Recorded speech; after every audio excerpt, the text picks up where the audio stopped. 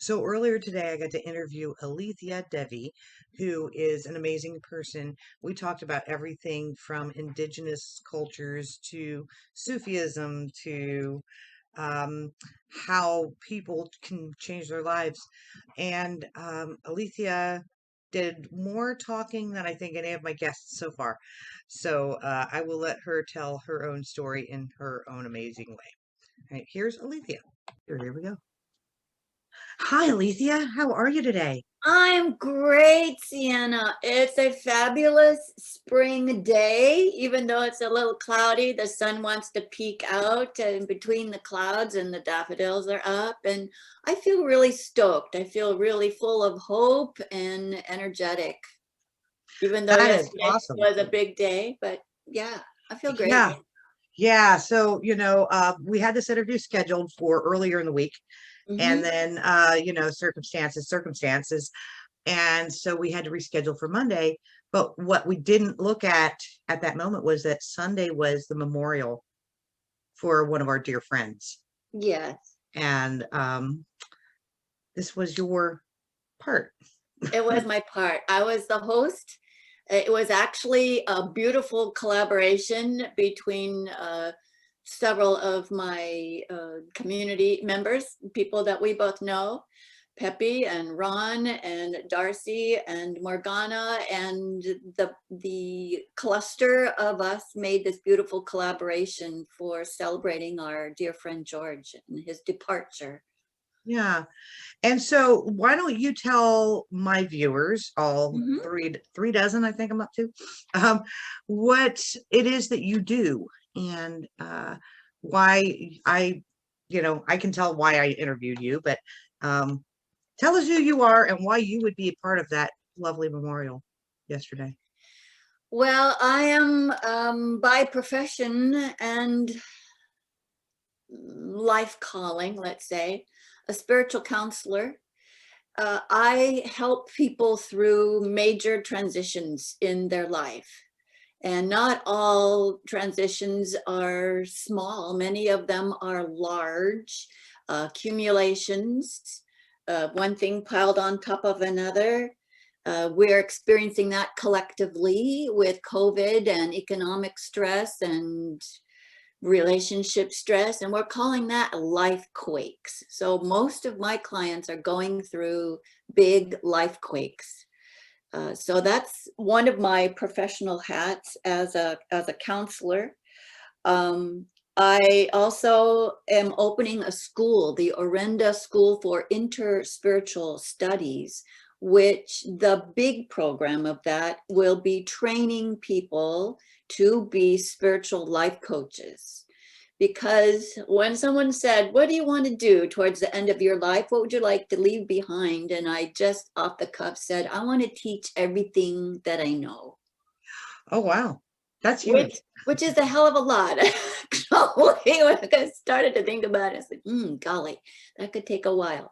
But it's really up to all of us in this big time of historic transition as we are going from one era into the next. We're in this in-between time going through the threshold that my friends in South America, the Pacos of South America and the Andes, call this the Tari Pe Pacha, the time of the great catching up. So this is what we're all doing. We're being asked to evolve quickly. And so that's what I see is my role, is to support people in their soul evolution, to deal with this interesting earth plane, at the same time to understand their inner process and their soul's process of expansion. So that's kind of a big thing. Um, what I do then is most of, because of COVID and various things, I usually would meet people face to face. And obviously now we're doing that online. And so I've been doing a lot of my classes online. I have 5-day workshops that give people an immersive experience in working with what I'm teaching, and a 3 and a 6 month program for my school as the start, the first levels. because they got to start somewhere, right? Right. And it's mostly addressing change and helping people to understand the process of change, not to be afraid of it, but to really understand the process of change and how to work this natural process and use it as our ally, to use it as a benefit for us to evolve and really get and live how we want, live how we want, how our soul and heart really desires.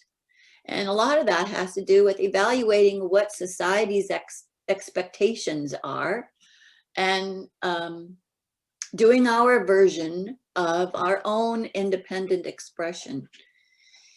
Yeah, so anyway, multifaceted cats. Okay, so it's like opening up a big can of worms. Who are you and what do you do? So mostly I talk with people, and oftentimes that can include a ritual because you well know, Sienna, not everybody learns the same way. And there's so many ways that information comes into our consciousness, and it's not just through words, but so much of it, like our friend George, who lived life as a one continuous yummy experience with the body. And so that's why I often include ritual, some kind of experience that anchors that what we've talked about before, because it has to go in several places in your brain, your physical brain. It can go from one part describing it with words to another part that actually is experiencing it in a physical way and understanding what is a sensation that's emotional based and what is a sensation that is spirit activating. Yeah. Yeah, I agree with that approach to ritual. That's Mm-hmm. yeah. So, how did you get here? How Oh, did you become what you are now? golly. Well, I have to say part of my skills is I'm also psychic. I'm trained as a shaman, initiated as a shaman. That path called me kicking and dragging, like, oh no, you must be thinking of someone else. And it's like, no, girl, it's you. This is who you are. And I was very reluctant, hugely reluctant with that, because I really thought that I'd have to give up my everyday married life and do something very drastic, as some shamans do. But I'm also finding that I can combine my life and my inner life. They bleed into each other as they're meant to. So another one of my hats is as a shamanic practitioner. So as a healer, I do extractions. And this is fairly recent in the last few years. So let me just back up. When I was 16, I said to the world, to the larger universe, I really want a life, a spiritual life. I really want a spiritual life. And when you make that commitment, you're understanding that that part is really, really important to you, you will look for those things that support that which is important. So I've always studied various religions and wisdom traditions throughout the world, and that has taken me to, in connection with various teachers, I have been initiated and studied and have connections in both Indigenous, Native, North and South American traditions. So let's see, meeting my friend Klausht, who is Nuchalnath, which is the people of Vancouver Island, and staying with my friend Hope Faye, and learning women's wisdom ways and Indigenous Native American traditions and mindset and life ways, and going to my first vision quests on where I was living, but I made my own journey to Oklahoma, of all places, to stay with Preston Scott, who was a Choctaw medicine man, who took me under his wing and taught me a lot. And so for a while there, I was allowed to pour water for women and children, other women. So I started a women's circle. And from there, in one of the sweats, because I don't know. So my grandfather had visited me since I was a little girl. He would poke his head in through the windows. And, you know, when you're 5, 6 years old, that just totally freaks you out. And he did that for years until finally I just had to like, can you stop that, please? So I didn't realize that this psychic aspect was really going to blossom as I was diving into and learning these different paths, not understanding that eventually they will all merge together sometime in the future. So I would be working at the fire. This was my group of women that we have sweat together before, and this time it was me pouring water, and my hands and my feet are itchy and tingly. It was like, I don't know what that is. I thought maybe I touched nettles. Anyway, we're tying our prayer ties, imbuing them with our prayers. We go into the sweat. We're singing. My friend Hopi, who is Indigenous, she is singing the pipe song. And all of a sudden, I see two beings, one on either side of me. And it is the essence of my grandparents. And they hug me and they say, we are supporting you in anything you want to do. And I see other beings just like them in the lodge. And from then on, whenever I was in possible danger, my allies would be there with me. And then we made an agreement that they would also help me help others. So now I have to remember, I was just going to college. I was building a house and a shop on Whidbey Island with my first husband, and we were interacting with the building development process with the county, with citizen input, saying this is what we'd like our town to look like.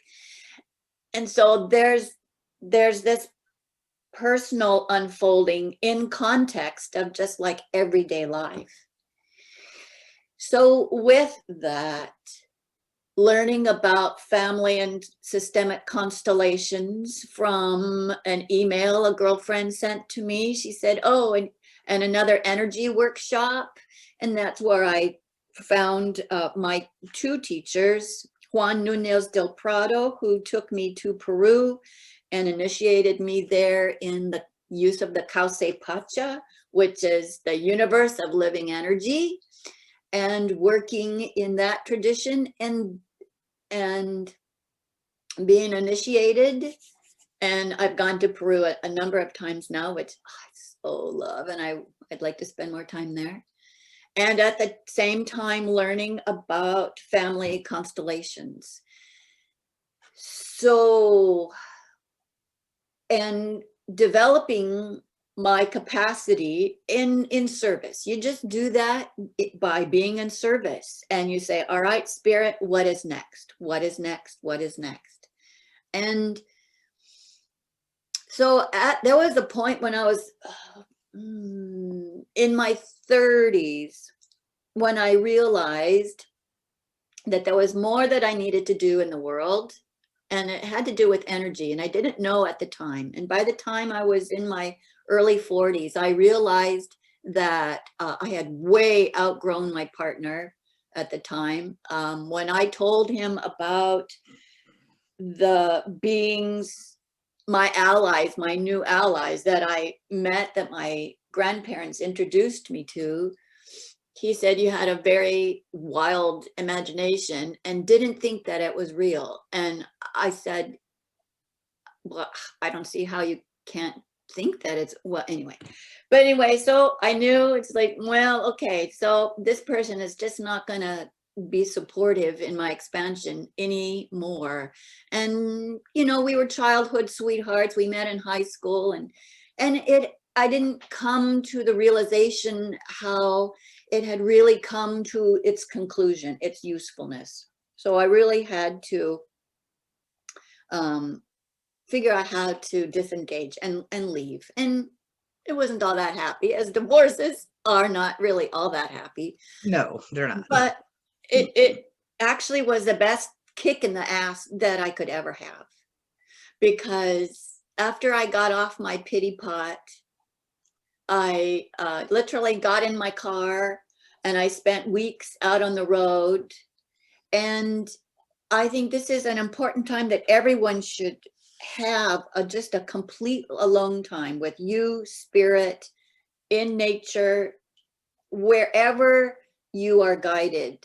And all of those things I had studied before, the indigenous traditions of both North and South America at that time, because I was alone, they would start to intermingle, because they're actually part of one larger consciousness, just maybe different flavors of a larger consciousness. And so I could be just out on the road by myself, just me on this little windy road. And I spent a lot of time in the Southwest. That's what I'm trying to say. A lot of time in the Southwest. So here I am in some of the ancient geology, in the ancient places where the ancestors lived, where indigenous people's ancestors lived, which really brought me to my own ancestral lineage as well, as I am Northern European by DNA. My soul evolution, my soul lineage is a little bit different. So those are 2 tracks. For people who don't know, it's actually 2 tracks. We come in incarnations many times. And so what incarnations your soul has done is different than your physical DNA. So I got really activated and wanted to know more about my own DNA, ethnic traditions from a spiritual point of view. So when I got back from my big sojourn in the Southwest, I dove into Northern European paganism and really understood and discovered, to my delight, so many similarities between the teachings and practices of the indigenous North and South American peoples and my own peoples of Europe. And that just delighted me, totally delighted. And maybe different words for different aspects, but the idea of you are not only in nature, part of nature, but an integral aspect of nature herself. Yeah, I found that I have to agree with that, how exciting it is that it all does come together as the one message. When It you really, it really does. And see, that's where you get the word interspiritual. We know about the word interfaith, right? And those are, when we think of the Abrahamic tradition, Islam, Christianity, and Judaism. And but what predated all of that is the mysticism. And so for me, the mysticism is really the foundational part that I just glom onto. It's like, okay, so how many different ways can I know divinity? How many, I guess I just use God as just sort of the overall generic, but you know, it's not the Christian version of God, because to me that's very limited. So I just use the word divine mind. And you know, there's in the Islamic tradition, there's a book, 99 Names of Allah. It's because there's a lot of different ways you can describe divine mind, right? And so whenever I do a service, it's like, how many ways can you name it? And it's really actually unnameable. This big, it's what scientists call this big energy field. What Lynn McTaggart talks about, it, the field. And when we talk about the Akashic records, it is this larger field where everything is resonating. It's where the Pacos of the Andes talk about the Cauce Pacha, the universe of living energy. That means we can never be separate from it, ever. It's impossible. Impossible. You would not exist. There's no, so in, here's my interspiritual stuff. In Islam, there is the phrase, La ilaha illallah, basically interpreted to say there's no not God, meaning there's no place that divine mind is not, because the whole thing, many levels, is it. Interconnected. So when you talk about this tradition or that tradition or that tradition, there's always something that is a thread of commonality. And even when Gandhi was alive, he often, and he got in trouble with it because people thinking in separateness again, he said, I am a Muslim, I am a Hindu, I am a Christian. And we think of Rumi when he died. He had friends as Christians and as other Sufis and as other Muslims and Jews and non-Jews and probably pagans, but they didn't call themselves pagans at the time. But he knew everybody, prostitutes and bakers, and he knew everybody. And then when he died, everybody showed up at his memorial because he too talked about that interconnection between all traditions. And you think of the wheel, in the Buddhist wheel, in the center you have the hub and all the spokes coming out of it, like there's many paths to God. There's one truth in many ways, and the Theosophists talk about that as well. So, you know, the message about the message is, yeah, it comes in multiple ways. The reason why is because each time and each geographic area and group of people have to have their historic messenger of some kind. So Jesus is not, I mean, he has been, his messages, if you actually look at what the man taught and not the versions changed by Peter and Paul, but the original teachings of Jesus, the man, and the Bodhisattva, as he was an enlightened being, they can be applied universal, but he was there at that time in that geographical area for a specific reason. Just like Buddha showed up in his geographical area, just like the white buffalo calf woman showed up in her time for her group of people. So divine mind uses a lot, and Muhammad, peace be upon him, also showing up in his special time. The message of unity. The message is unity. So Right. so there's not just one messenger or even one version of the message. It is multiple. Yeah, I agree with everything that you say. I mean, this is why we are friends. But let me ask you this now. Yes.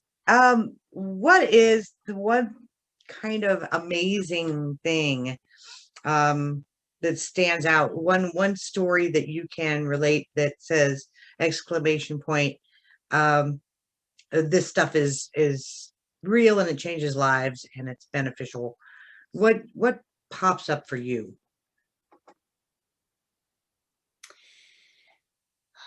Sorry, this is just an hour interview where, you know, this could be 6 hours, but anyway. Right? I'm trying really hard to not let them get out of hand. I know, you're doing really well. Since this is a topic of mostly focus about paganism, I would say just on the other side of my divorce, I got reacquainted with the Dances of Universal Peace, which was introduced and created by Samuel Lewis, who was a devotee of Anayat Khan, who came out of India, a Sufi master out of India. Oh, So yeah. we're talking about the Rahaniyat order. So I am a member of the Rahaniyat order as well as the Mevlevi. We're thinking of whirling dervishes. So here I am in the Dances of Universal Peace, and a workshop comes up, a notice comes up, and it's presented by Nakomo and Rasula Clark from England. Now, Nakomo is a bard. They are members of Obad, the order of bards, ovates, and druids. And a couple of my friends were also in Obad on Whidbey Island. And I thought, two of really great things mixed together. I want to see what that's like. So I'm sure many people already know, but we'll just describe it. In the wheel of the year, the pagan wheel of the year, it's divided up. And not only 4, but in actual 8 equal pieces. And right now we're in the season of Imbolc and heading towards Beltane. And so the dances then celebrate, they're designed to celebrate and honor each tradition of the world. And so Rasula she's a druid, and Nakomo, her husband, was a bard. So he was the one that designed all the dances and the songs. And then she talked about, and we did rituals. So this was 4 days. And since there's 8 parts during the course of the wheel of the year, each day was divided into half. So we would start with this season now, Imbolc, and we did dances and a ritual about Imbolc. So that was half the day. And then the other half the day was Beltane. So then we celebrated and wore our crowns and flowers and danced around a maypole and honored Bridget and all of that, and the May Queen and the Green Man. And then of course we went into summer. And so each day, and by the time, and this was a first weekend in September in like 2005-ish or so. And when we were celebrating the summer and Beltane, the weather was lovely. And by the time we got around to one of my favorites, and by the time we got around to Samhain, the clouds had come in and it started to rain. And by the time we got from there and celebrating the winter, the deep, deep winter, it was stormy and icky outside. And we still did our rituals outside, even though we were in our ponchos and whatever. It's hard to keep a fire lit, but it got poured on a lot. But we not only danced inside, but we did our rituals outside.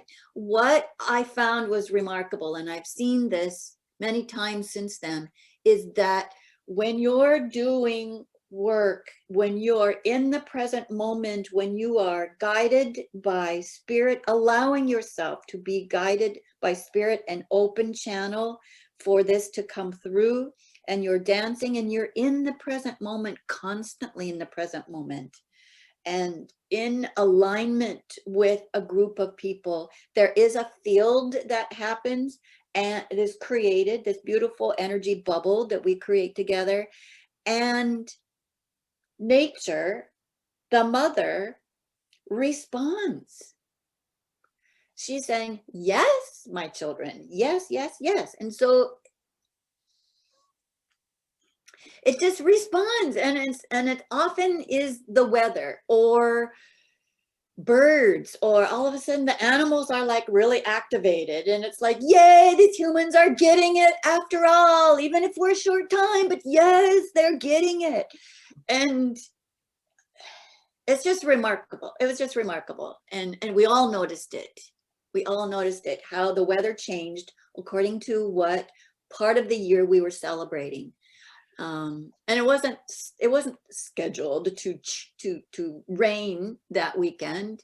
But you know, it's the Northwest and weather changes quickly anyway. So some people would just poo-poo that, oh, it's, you know, it's the fall, the weather is changeable. But for it to happen when it happened coincided with the part of the year we were honoring. I've had that happen before in other work that I've done myself. So it is a kind of living experienced proof to me that the consciousness of Earth, and I don't say the Earth, her name is Earth. It is a living planet. You talk about the Gaia, it's not a theory, but the Gaia principle of Earth as a planet, as a entity, has self-balancing, self-renewing systems, and she makes adjustments. Even when we impact her a lot, she's still trying to make adjustments. So anyway, so that started that weekend, noticing the resulting changing of the weather that amplified and reflected where we were in the celebration of the year, had happened a number of times. So it's not just that, but recently, okay, though 3 years ago, maybe not that recently, but my latest big initiation was in Peru, going to Pucallpa, which is on a tributary on the Ucayali River, which is a tributary into the Mother Amazon.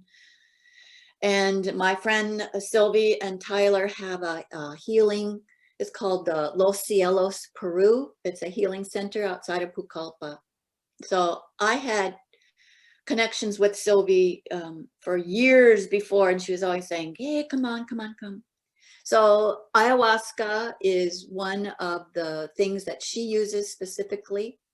And the thing that I've learned most is that when it can be a substance, it can be anything that changes your state of mind, when you can get out of your conditioned self to really put aside this human chit-chat, it's so different. Then you can easily feel that interconnectedness with creation, easily, especially when it's done in a sacred ceremony, a sacred context, because then your mind is saying, oh, this is important. I'm setting this time aside. I'm not letting my everyday get in the way. I'm changing my clothes. It's in a different location. It's at night. And you allow then the substance that you're ingesting to work. It's healing. And because we don't always understand it, we call it magic. And it is kind of a magic. And you understand that the mother vine is an entity also into herself, because she talks to me in this ear. And so that is where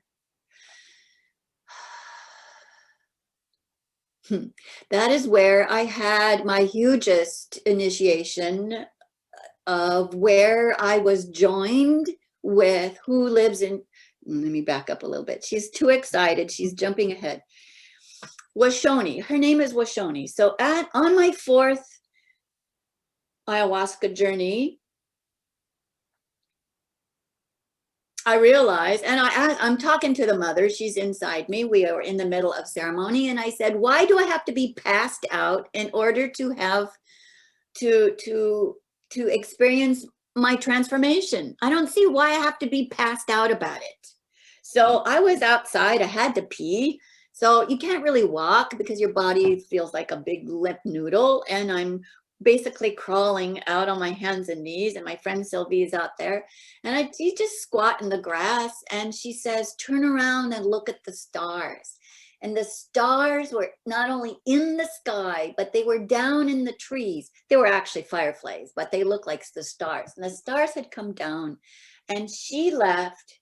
And I'm saying, I don't see why I have to be unconscious or passed out for my transformation. And as soon as I did this entity came directly into me from my back and wrapped me around with her wings and put her head on top of me. She was a golden eagle, and we merged. We merged at that point. And all I could remember was I was so happy, and I couldn't say it enough. It's just, I'm so happy. I am just so happy. And she had been looking for me for 300 years, and she felt familiar. And I was welcome. I welcomed her. She not only showed up, she had sort of floated around me the night before, just kind of feeling out like, is she going to be receptive, or is it going to freak her out? Because I'd look down and I'd say, bird legs. Oh, that's interesting. Okay. And so finally I just said, okay, open. And so we merged. And it's been an interesting time of feeling her integrated into me. It felt at first like a big, heavy cloak. Like if you take a wet blanket and literally wear that, it's heavy. We've had to negotiate who's in charge. It's my body, my mind, my life. But I allow her, we have a deal. I allow her to use my voice sometimes. That needs to happen. She and I work together and do extractions and healing. So Washoni is her name. She was a shaman of water, just a second. She was a shaman of the people of northern central Alberta, which is, and so she, 300 years ago, her animal that she would shapeshift into and had connection with was golden eagle.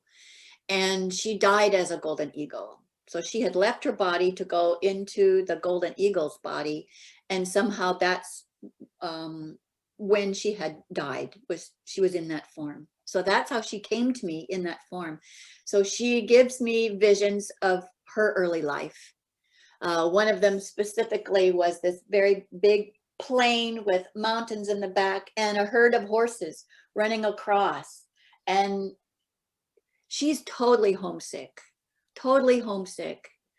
2 years ago, going up to Canada to do a wedding for friends, and we were in Banff, in Banff area near Calgary, and up in the mountains. And she just took me over and wailed. And Amethyst was with me. My friend Sylvie was with me.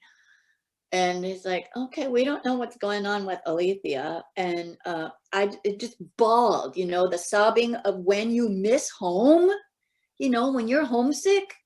And it's like, there's unconsolable sadness. It's like, you just miss your home so bad. So you just let that energy come out. And even as I was crying, Amethyst says, are you okay? And I look at her totally straight face, says, I'm doing fine. I'm just processing right now. And so we just have to allow this. And then I just bawled some more. So when we had the protests this summer, she was hyper vigilant in protecting me. She didn't want anybody to get hurt. And I had to like calm her down. And she was just very agitated. So that was her. She would get very agitated and concerned about things. And I just had to sit her down and say, look, we're not going to get in danger. We are not going to be hurt. we have a sixth sense as to the energy of what's going on. We are going down there to participate, and we will be watchful. And as it was, there was a time when Dennis was looking at his phone. We were down in front of the Injustice Center with all the people there and the amazing scene. And then the tear gas started, and I'm looking at Dennis, and he's not paying attention to me, and I had to grab him by the shirt. It's like, we need to go like now. And so I was Superwoman, grabbed him by the shirt and said, go, we are going now. So I live with this. I live with her. And this is my lived experience, that there are two beings in this physical body. So we have to dance. We have to dance. She gets angry if I don't let her out and do stuff. In fact, we had an argument once. Oh my God, we had an argument once. I have converted one of my bedrooms into my therapy room, and that's where I have my altar and all my places there, and my tools and things there. So I'm in there, I'm playing my drum, and she's going, I am Washoni, I am Washoni. And after a while, she's just yelling till her voice is like hoarse. And I stop and go, whoa, girl, I so respect your power. She's very powerful. And then I had to respond and say, I am Alethea. I am Alethea. I allowed you to come in. And so we had this big discourse, and Dennis is looking behind the door, peeking around like, oh my God, I'm not, he's seen this before. He's seen stuff before. He's the only one who really knows me deeply in this way. And it's that and a handful of other times. But this stuff is real. It is not made up. I could not even make this up. No. So when we're talking about paganism, it is multifaceted. It really is. I would say whatever gets you out of your conditioned self, your monkey mind, your conditioned self, gets you to understand your larger capacity as a spiritual being. You don't have a soul, you are a soul. You are a soul. Your energy field, our personal individual energy field, is way beyond our body. It's literally, if I didn't put my arms down, okay, it's literally out to here. Beyond my chest, it's out to here, and sometimes bigger. And spiritual teachers, obviously like the Dalai Lama, can walk into the Coliseum downtown Portland and fill the entire thing with just his energy field, and bring everybody into a peaceful resonance with him, just by him being in the building. So the more times we get out of our monkey mind, the more time we spend with nature. Now, I'm not saying in nature, but with nature.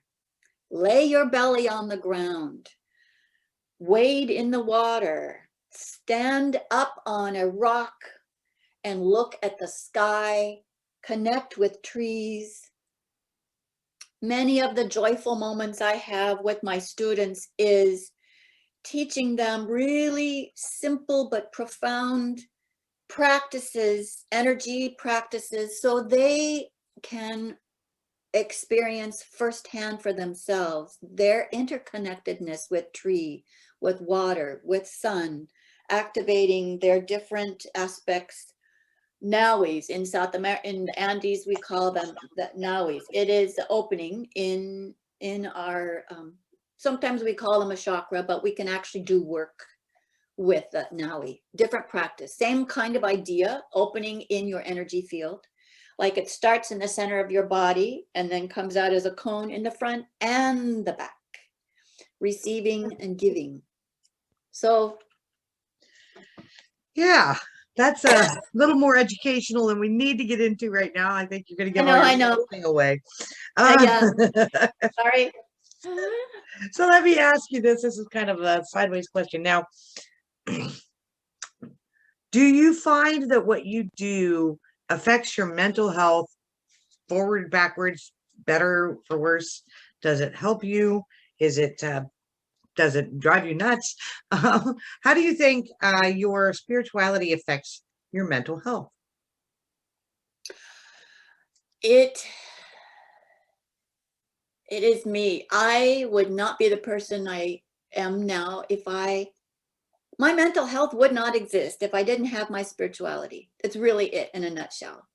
Um, when I'm feeling cranky, I go and do my spiritual practices because I've trained my mind and my body to respond the way I want it to calm down, to reorient, to see the larger picture, to reframe and understand what triggered me. Uh, Spiritual practices, my spirituality is essential. I would go crazy if I didn't have it. Seriously, if I had to deal with only living in that world,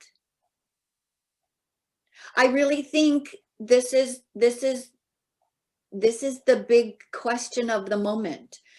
So one of the times I did, well, it was a year ago, a ceremony with ayahuasca and asking the mother, what is the reason for COVID? And she said, it is here to help humanity evolve, and our resistance to that is the source of our pain. So if we don't evolve, if we don't understand and become aware of our larger capacity as spiritual beings, we are suffering. Our mental health is suffering. We think we're only this, we think we're very limited. We believe our ideas of limitation. And that's where we respond to that. And this is why there's hate and animosity and brutality and otherism and poverty and greed, and it goes into our politics.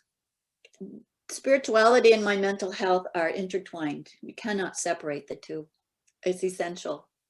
Most of my clients come to me because they don't have any really spiritual practices. Our confusion of spirituality and religion, and maybe they had been brought up in a religion of their family origin that didn't really speak to their heart. So I say, okay, so if you have God, what kind of God would you really like? And it's usually a being that's a lot more loving and compassionate. It's like, okay, so there's a lot of those. Go get to know a bunch of other versions of divinity and pick one or create your own, because there's many versions, and it doesn't have to be the one that we grow up with. That's really excellent, an approach that a lot of people need to hear. Which it feeds into this final question I have for you. We do have to wrap this up, so I got one more question. Okay. People are going to watch this video, and a lot of young people are going to watch, I hope. What advice do you have to fresh seekers on the path? Explore as much as possible. Understand you have a conditioned self, which is all the things your parents believe and society tells you you need to do. And we're all influenced by that, obviously. But then to understand your authentic self, which is that wise, expansive, understanding adult part of you. We have our child self and our adult self, and understand when those interact and when we're in our conditioned self, and practices to get from there so we can be more working from our essence and understanding those two, and just explore. And when you find something that really resonates with you, dive deeply into that. And then once you get that established, integrated into you, you will find other practices and other traditions that will also complement that. I have to say, my spirituality is several strands. As a practicing Sufi. I am a pagan. I am a Paco, a shamanic Paco, and I grew up in unity. So these all I chose intentionally that reinforce each other, that where one leaves off, the other picks up. And thus I live what we call interspiritual. But it takes time to develop and takes time to explore. So I would say any new person on this path, explore, ask questions, take classes from all kinds of teachers, ask, and write in your journal, because sometimes we need to think out loud, but sometimes we need quiet time to reflect. So That's excellent. This is awesome. Well, I believe that you have been very forthcoming with a lot of information here. Um, I personally wanted to ask one more question about your connection to the Sufism. I know that we've talked about it in the past with other presentations that I've given. But I wanted to know, and here's my big curiosity, how does a European DNA American woman get involved in something so esoteric as Sufi dancing? I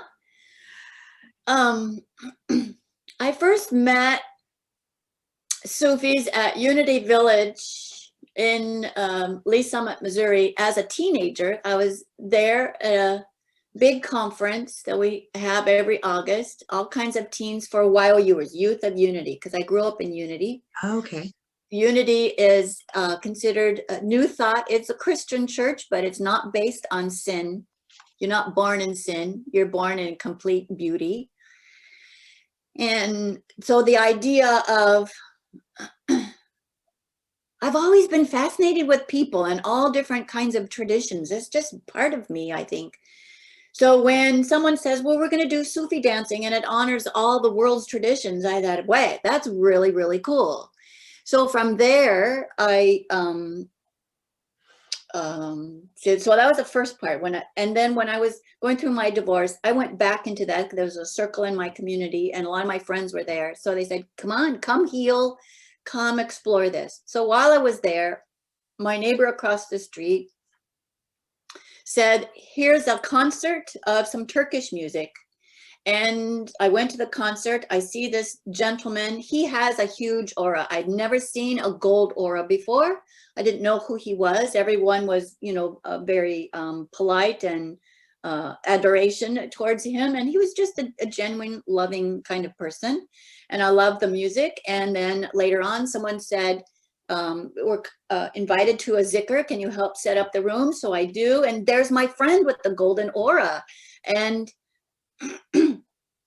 so the zikr is a practice of breath and recitation of sacred phrases and movement.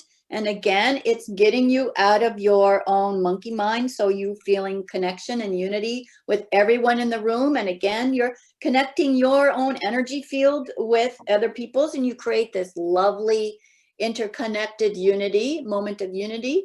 And there was a time when the gentleman, we're all in a circle, and the gentleman opens the floor and it goes, whoever wants to turn. And my friend, who was a dervish in this tradition, and that was his teacher, he looks at me and he says, there's your cue. And I go in, it's like, yeah. And I thought, wings, I need to know this. I need to know how to do this. So it's a physical body prayer. It is part of the mysticism. So Sufis lived very simply, very, very simply. We think of Rumi, who is a Sufi. So, it is, it was adopted by Islam, which is a part of the Abrahamic tradition, and it's sort of more male oriented. And so me as a Northern European woman was delighted at the mystical aspect of it, because in the United States and England, men and women can turn together. In traditional Turkish context, women do not, because you have the overlay of Islam. which is more separating. And that's okay. And a lot of that foundational practices in Islam are based in early traditions of tribal culture. Not saying one's better than the other. That's just saying that's just the historical context. So, Okay. so I use it as a spiritual practice. It is a physical spiritual practice. It's with breath. It's with recitation. And I have to say, there's moments. So there is a ceremony called the Sema, and you imagine we're all in our white garments, tall hats, and we're all bowing at the post, asking permission, and we go from standing to turning, and you've got this whole circle of people turning, and your skirts are out, and your arms are up, and you're literally channeling energy through your body. And so this becomes a group mystical process. And it's delicious because you're not just turning, it's turning you. So again, another example of surrendering to whatever is larger and willingly surrender to whatever is larger. And then you are opened up. And many times I have gotten downloads, information while I'm turning, and while you're turning all the way around, and I can see, oh, I need to speed up a little bit because my space is a little too small. So I have a bigger space here. So I'll scoot up a little bit. And here comes, I'm right at the beginning at the teacher. So I have to turn, and my skirt, I have to make sure I got my skirt out good. And I don't want to whack him with my skirt. So I got to come out here a little bit. And and different parts of the music, there's certain kind of special music that's going on. So so what it does, it literally, if you ever wore the thing on your head that measures all the active parts in your brain, you would find your whole brain is like lit up because there's a lot of stuff going on. So that is how, and it's brought to the United States from Jalaluddin Loras from Turkey. He was told, his father told him, you have to start Mevlevi circles. This is Mevlevi Order of America. You have to start Mevlevi circles all throughout North America and Canada and Europe. And that was his job. That was his designated job. So it comes to you. It comes to you. And when a teacher shows up, that means you're ready, but you have to claim it. You have to say, yes, okay, I am open now. I am ready. And you can't necessarily force it. You can seek a person, be attracted to a person, but if you're not in the exact alignment for receiving the teachings at the time, don't be disappointed. Don't be frustrated or impatient. The time will come. It's like a sweetheart. Okay, you see someone from across the room and you go, whoa, I would so love to be with them maybe someday. And you become their friend, but you won't become lovers if you do, lovers or partners or something until later, right? And at the right timing when you have energetic alignment. So, and an opening.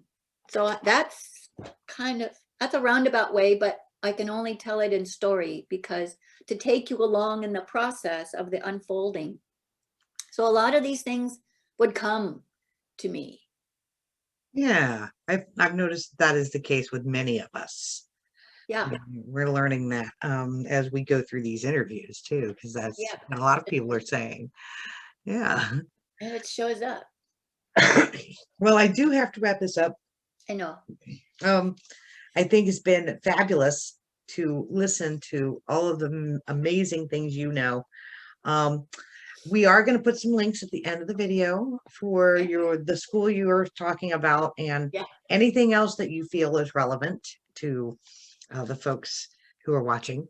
And I appreciate you taking this lovely spring morning and sitting indoors instead of being out in the garden or whatever to do this interview. Thank you. Thank you. It's a joy to share. I love talking about soul evolution because that's my job. I'm here to activate people and empower them so they can develop themselves, so they can go out and live their life purpose. And it took me a while to really hone that down and create the right language for that. It's morphed through the years, but it takes a while to nail it down. It does. And I hope that this video, when other people watch it, will assist in getting more folks on that rail.